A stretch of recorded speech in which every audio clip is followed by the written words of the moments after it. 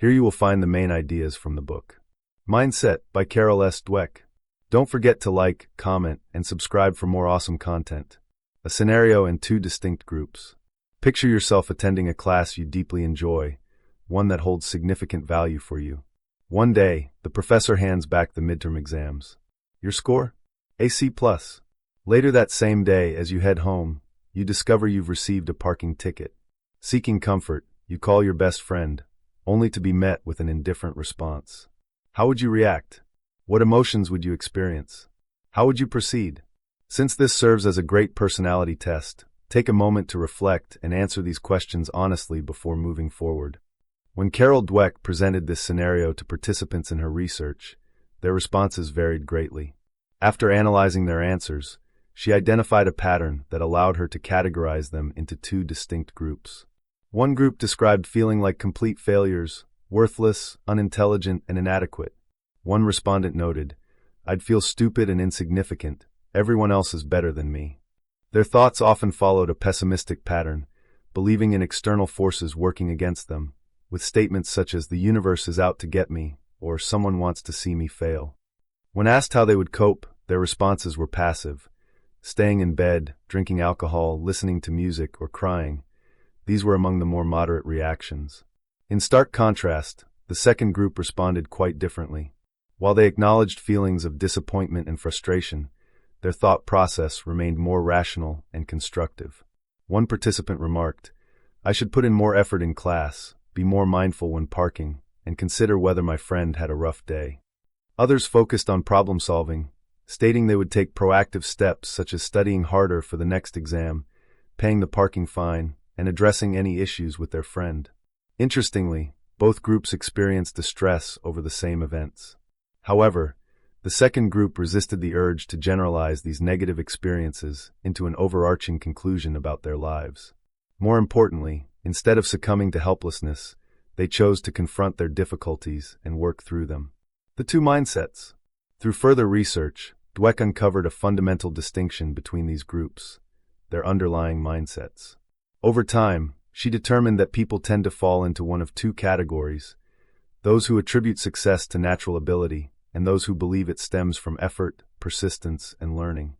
The first group subscribes to a fixed mindset, where intelligence and talent are seen as static traits.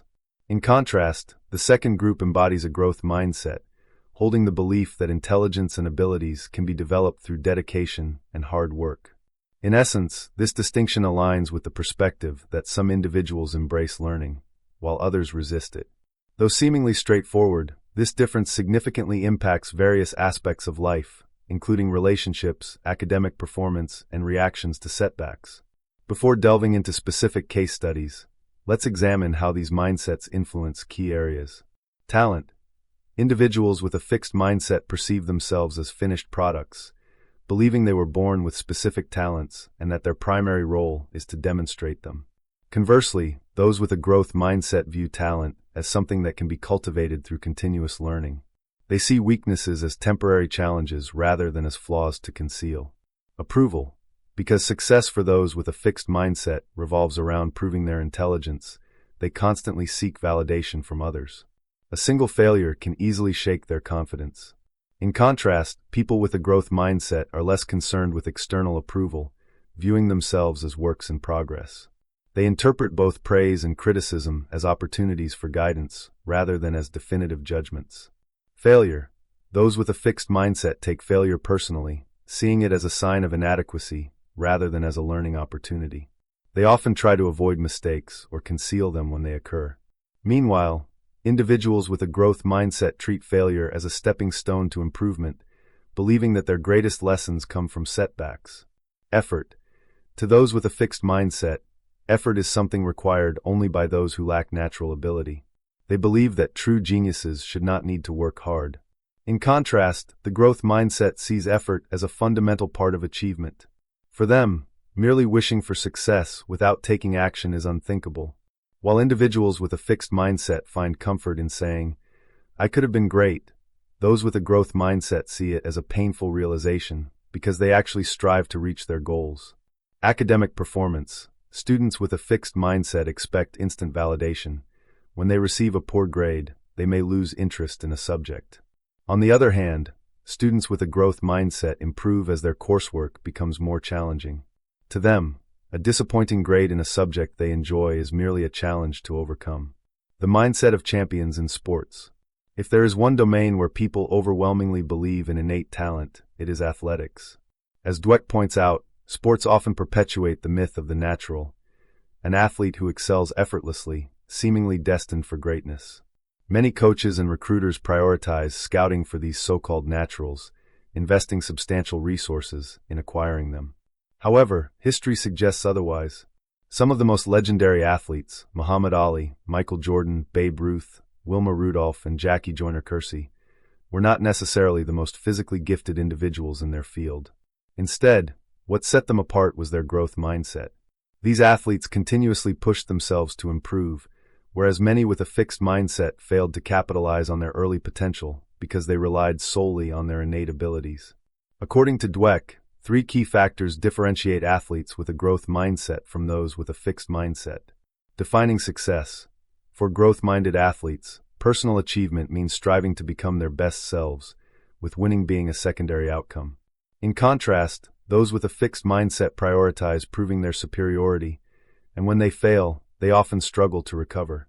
Response to failure. While highly talented, athletes with a fixed mindset tend to falter after experiencing a major setback. Those with a growth mindset, however, view setbacks as motivation to improve. They treat failures as wake-up calls rather than as final verdicts. Long-term progress. Athletes with a growth mindset take control of the processes that lead to success. As they age and face physical limitations, they find new ways to adapt and refine their skills. Their careers tend to peak later, whereas fixed mindset athletes often decline once they can no longer rely on raw talent alone. Mindset and leadership in business. Dweck highlights how a leader's mindset significantly influences an organization's success. Fixed mindset leaders, much like fixed mindset individuals in general, operate in a world of superiority and inferiority. They see leadership as a platform for proving their own brilliance, rather than as a means to drive company growth. As a result, organizations under their control frequently face stagnation, financial difficulties, and even collapse. A striking example is Albert Dunlap, who was hired to revitalize Sunbeam Products in 1996. Rather than implementing sustainable strategies, he focused on short-term stock gains, which led to the company's downfall. Similarly, Enron's catastrophic collapse in 2001 stemmed from its leadership's obsession with hiring individuals they deemed inherently gifted rather than fostering a culture of development. By contrast, leaders with a growth mindset, such as Jack Welch of General Electric, prioritize learning and improvement. Upon taking charge in 1980, Welch openly acknowledged his weaknesses and sought growth. Over 2 decades, he transformed GE into the world's most valuable company, increasing its worth from $14 billion to nearly $500 billion. His success stemmed from his ability to foster collaboration, reward teamwork, and encourage open dialogue. Similarly, Lou Gerstner, who was tasked with turning IBM around, faced criticism in his early years. Many doubted his long-term strategy, but he remained committed to gradual improvement. Eventually, IBM regained its industry leadership, an outcome made possible by Gerstner's growth-oriented approach. Final thoughts. Although Dweck's framework may seem broad, mindset remains one of the most influential psychological works of the 21st century. Its insights into the impact of mindset on success, learning, and resilience make it an essential read for anyone seeking personal or professional growth. I hope you enjoyed the content. A big hug and see you next time.